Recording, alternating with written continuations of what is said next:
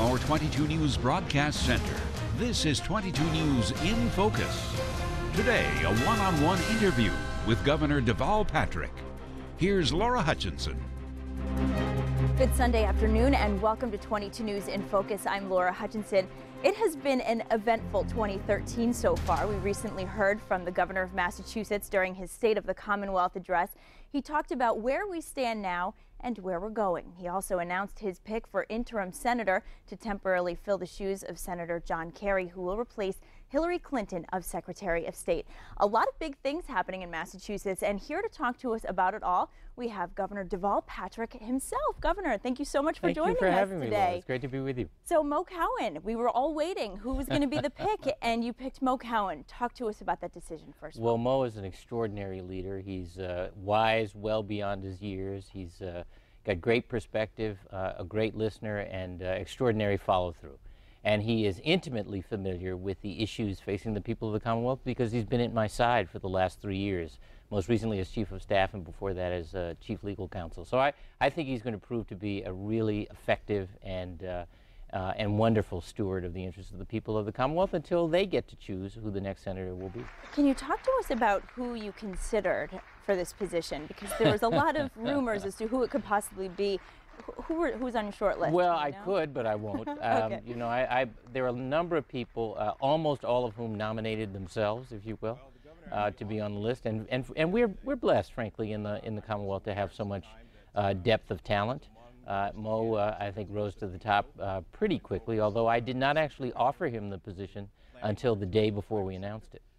Politically speaking, are you concerned about Massachusetts losing any clout in Washington? Senator Kerry obviously is a very well-known name. That's right. Why he is moving to the position he is. Right. Any concerns about the future of Massachusetts politically, at least? No, I think we've had periods of transition before. Frankly, I think our clout has been a combination of seniority and long service, but also the depth of talent we send.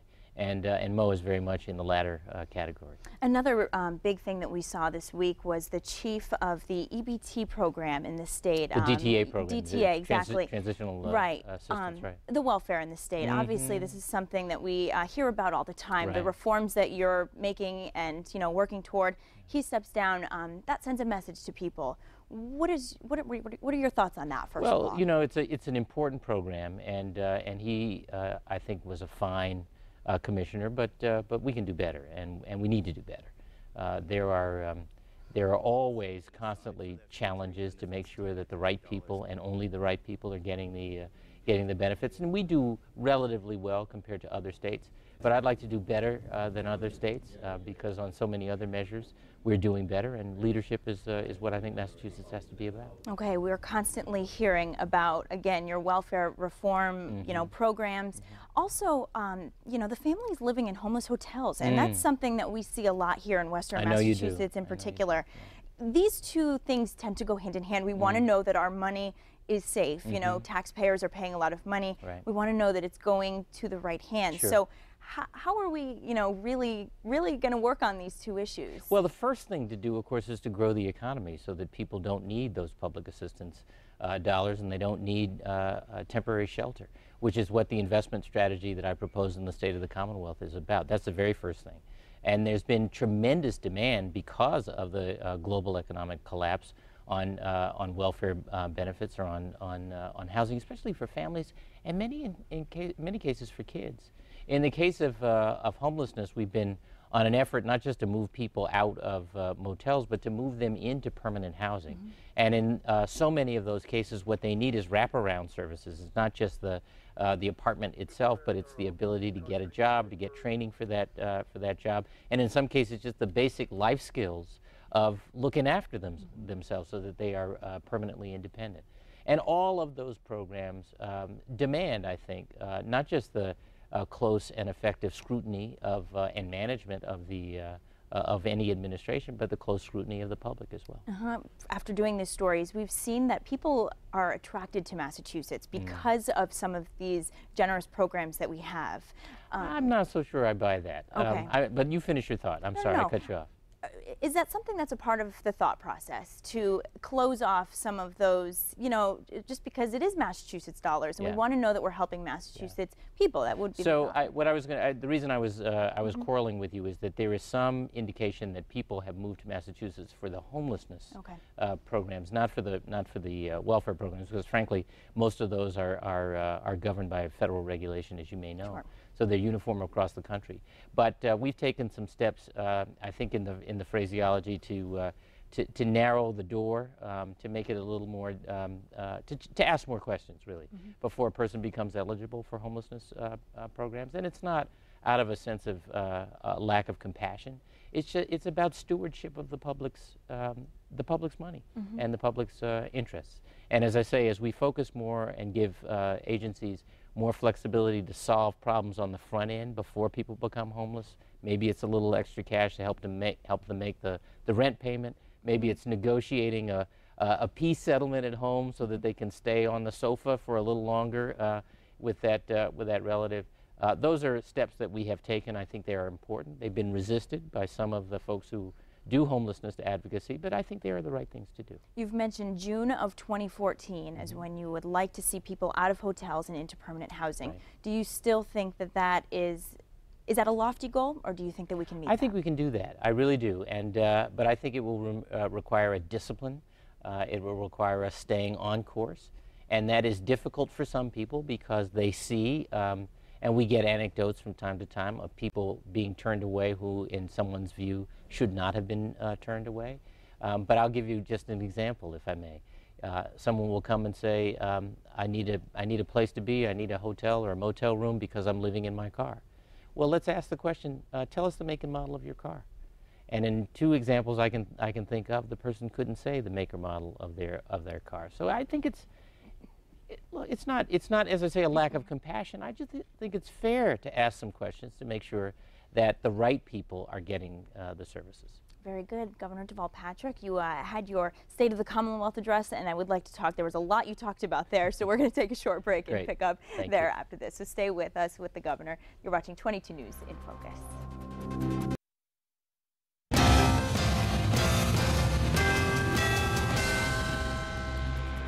Welcome back to 22 News in Focus. If you are just joining us today, we're talking to Massachusetts Governor Deval Patrick.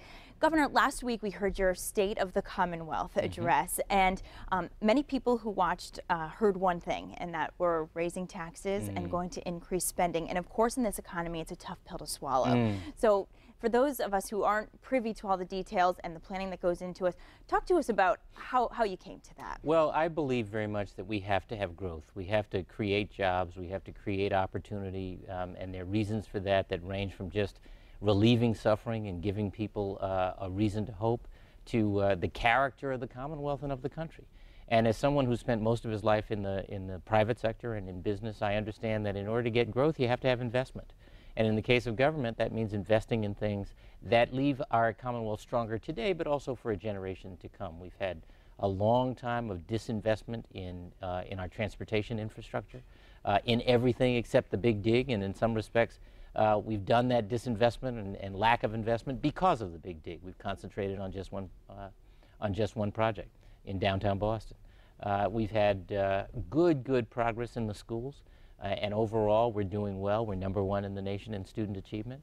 But we still have achievement gaps where kids, particularly poor children or kids who speak English as a second language or who have special needs, are being left behind. And there's some proven strategies to reach those kids. So the budget proposes to invest in those ways, to invest in our infrastructure, to invest in ourselves, in effect, in education, in pre-K, in longer school days for middle school students in high needs areas, and in college affordability. And I am confident, absolutely confident, that as we do that, we will accelerate the growth. I'm proposing to do that by rebalancing our taxes, by cutting the sales tax to 4.5%, and raising the income tax to 6.25%, doubling the exemption, so actually the point at which the income tax kicks in is higher. And as we do that, not only do we raise the revenue to make those investments in very targeted ways that have to be sustained over time, but we maintain competitiveness with other states around us and other states with which we compete. We recently lost a seat in Congress because of the census results. You know, it just showed we just weren't growing like other states were. Is there any concern about, you know, the increase in taxes, you know, just turning people away and having businesses go somewhere else? You know, when you don't read the fine print, you hear that, and I think, you know, we've been called Taxachusetts, of course, you know. Well, we're not, you know, it's an important question, certainly something I think about. The fact that we have been making the investments we have over the last 6 years that I've been in office, in education, in innovation, and in infrastructure, has been enabled first because we have cut deeply in other parts of the budget. We've taken the headcount down by 6,000 positions, and as a result, we're growing faster than most other states. And I will also say, young people and families are moving into Massachusetts now faster than they're moving out, which is the first time in a long, long while. I did consider that where we landed in our proposal had to be comparable to what's happening in other states, not just in the region, but in the other parts of the country where we compete for jobs and for businesses. So in every case, in the business tax, in the increased income tax, and in the lowered sales tax, we will be competitive with other states. Would you say that we're financially sound right now? There's talk about, you know, the recession didn't hit Massachusetts like in other states, but of course we had a number of people lose their jobs. I was going to say, yeah. Through this, I mean, if you're one of the people who lost your job, and we had thousands, you can't say the recession didn't touch us like other places. What is true is that we've come out of recession faster than most other states, and stronger in many respects than we were before. Our unemployment rate is well below the national average, which is you know, not low enough, but there's a reason for that.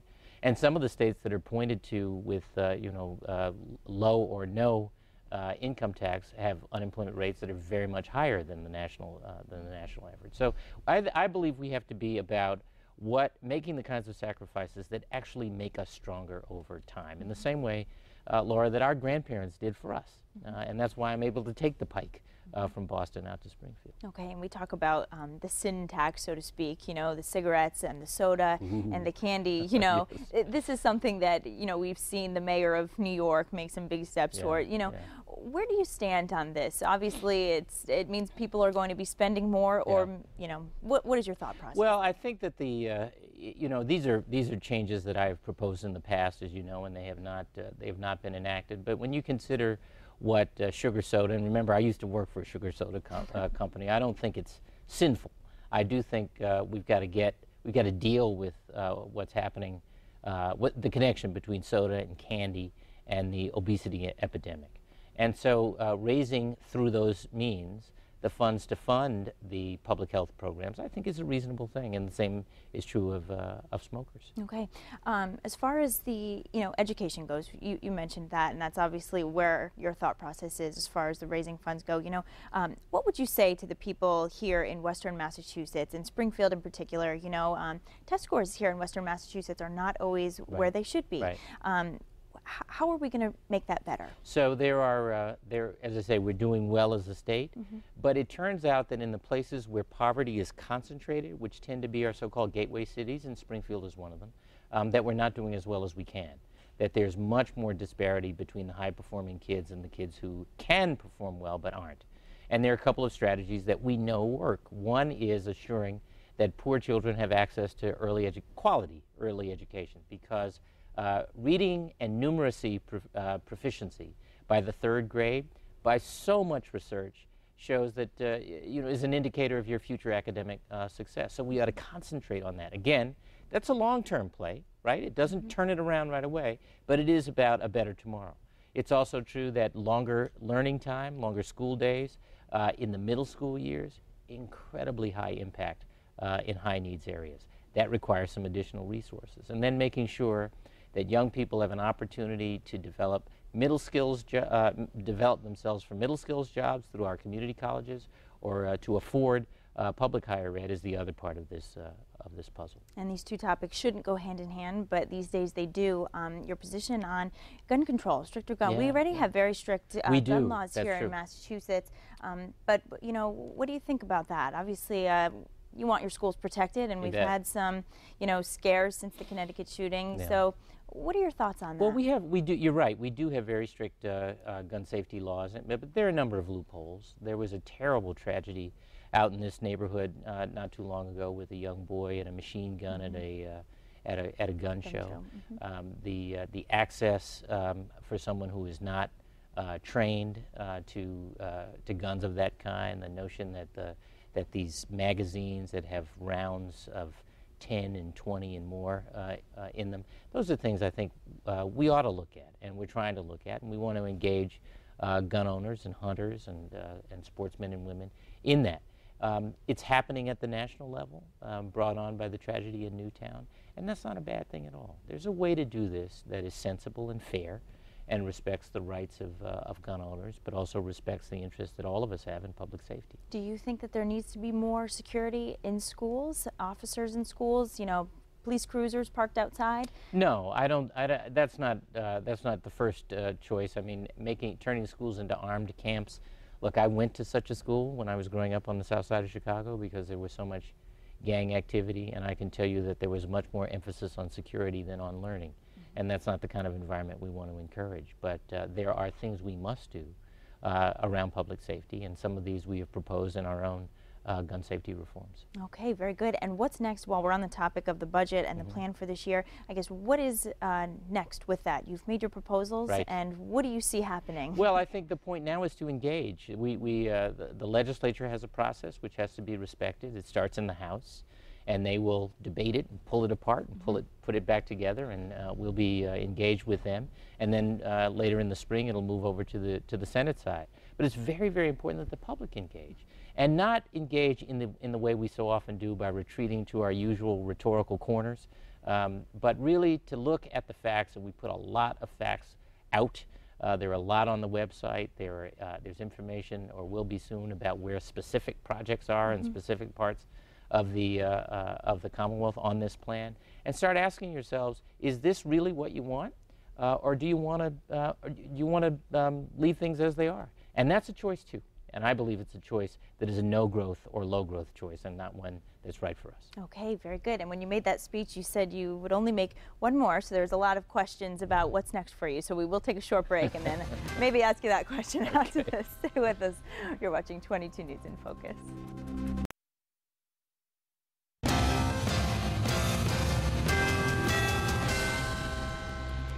You're watching 22 News in Focus. We've been talking with Massachusetts Governor Deval Patrick today about current events, including his pick to temporarily fill the shoes of Senator John Kerry with his former chief of staff. We've also been talking about the budget and where we stand financially. Now, you've already said that you won't seek re-election in 2014.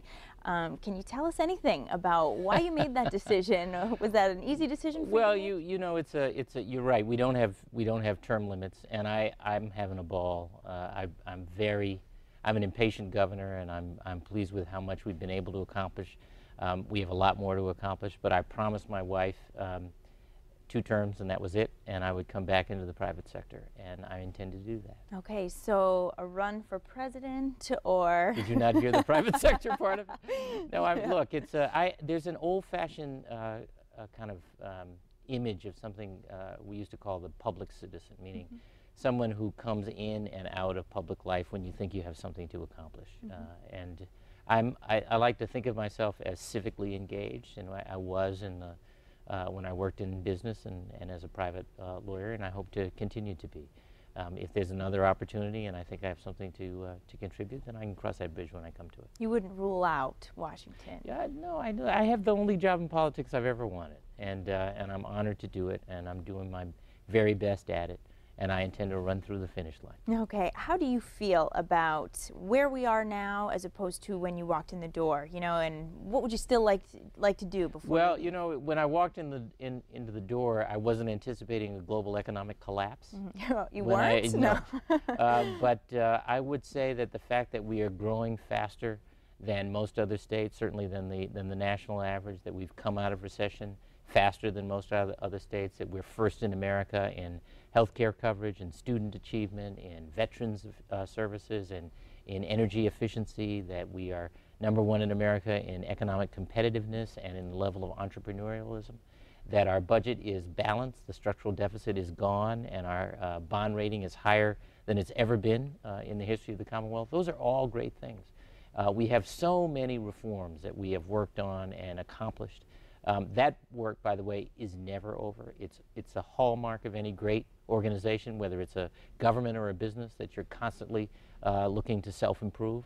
And we continue that and will right through the end of the term. And any number of surprises, like the economic collapse, like the tornadoes or what have you, we have managed those, I think, conscientiously. So I feel good. We're not done. And this budget and the investments we're proposing to make are enormously important, because this really is about generational responsibility, and whether we do the things now, as difficult as they may be and as uncomfortable and in many ways unpopular as they may be, that will make for a better, stronger Commonwealth for the next generation. Do you still think, you know, for Western Massachusetts, when we have a race for governor, or even, you know, just looking at our, you know, legislature right now, we always want to know that Western Massachusetts is remembered and on the map, and a part of the planning process. Do you think that we have been fairly considered out in the western part of the state? Well, you certainly have by me. I mean, we brought the whole cabinet out this last week and do from time to time for our cabinet meetings, and we deploy individually around the Commonwealth. I move around all the time because I promise to be governor of the whole state, and I hope people believe and see that I have kept that promise. That means something to me. And I understand that the needs and the issues are different in different parts of the Commonwealth as well, and that everybody, frankly, outside of 128 is a little concerned whether Beacon Hill is just focused on Beacon Hill. I am not. Okay, we just have about 1 minute left. You know, for those people who don't get to see you all the time, you know, I mean, we have a great year ahead of us and one more year after that. Where is your thought process at just for the next couple of years? Well, I'm excited for the Commonwealth. You know, we have been very, very disciplined about confronting some very difficult issues. Not every issue everybody wants us to, and not every issue I anticipated.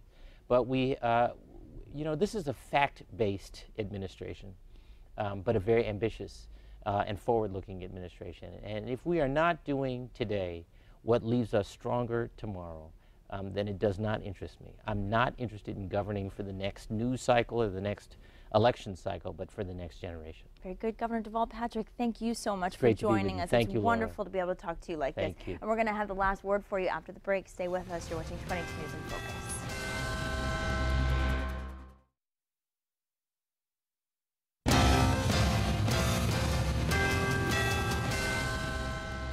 Welcome back to 22 News in Focus. We've spent the last half hour talking to Governor Deval Patrick about a number of different issues, including the state of our Commonwealth and where he sees us headed in the next couple of years.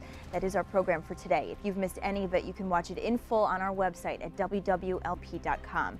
From all of us here at 22 News, we wish you a wonderful Sunday. Take care.